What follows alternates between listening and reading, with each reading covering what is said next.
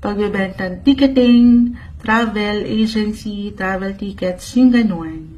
Okay, ang lawak. Sige, kuha na tayo ng advice para sa inyo mula dito sa aking ilang na-share astrologically para sa mga Taurus. Anong kailangan nyo marinig? Message?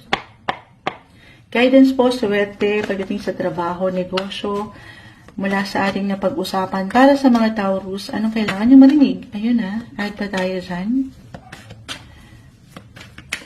Message po para sa mga taong maaari. Uy! 9 and 10 of Wands. And the world. Ito naman. Alam ko, hindi to madali.